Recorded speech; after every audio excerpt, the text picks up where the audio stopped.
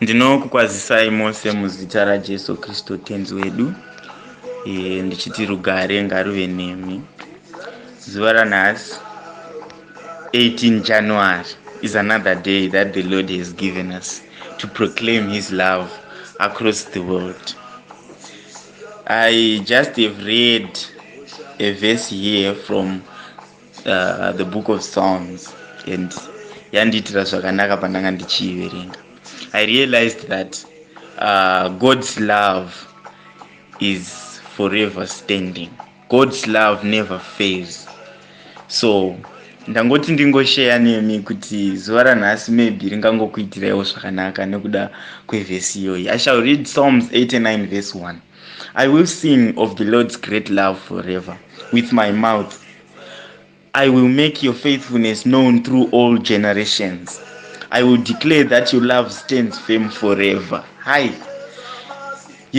Kana ukaziva kuti Mwari anokuda, ukatenda kuti Mwari zveshuwa anondida, and wherever I am, God's love reigns, you will realize that nothing is greater than God's love for us.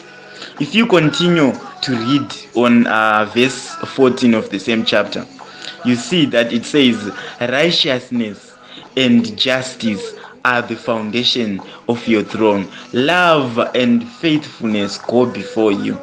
Blessed are those who have learned to acclaim you, who walk in the light of your presence, O Lord. Rejoice in your name all day long. They exalt in your righteousness. Hey, God's love for us is just great. Tikarangarira kuti Mwari anotida kunyangwe chipi nechipi chingaitika, tikaziva kuti Mwari, even if we walk in dangerous times, even if we walk in the valley of shadow of death, we know that God loves us and he is our fortress. He is our God and our protector. He protects us in all the situations. If you go on to read Psalms 23 verse 1, inonyanya kundiitira zvakanaka nekuti inotaura zvinhu zvinofadza moyo wangu. Listen, the Lord is my shepherd, I shall not want. He makes me lie down in green pastures. He leads me beside quiet waters. Right? He restores my soul. He guides me in path of righteousness for his name's sake. Even though I walk through the valley of the shadow of death, I will fear no evil, for you are with me. Your rod and your staff comfort me. If you continue to read verse 5, it says, you prepare a table before me in the presence of my enemies. You anoint my head with oil, my cup overflows. Surely goodness and mercy and your love will follow me all the days of my life, and I will dwell in the house of the Lord forever. This was David proclaiming the love of God in his life. He says, kunyangwe ndikafamba napampata womumvuri worufu, handingatongotyi zvakaipa nokuti imi muneni.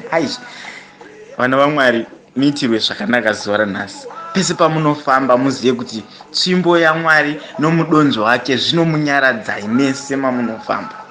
Muzive kuti rudo rwaMwari pamusoro penyu rwakakura kudarika makomo hameno akakura zvinengei.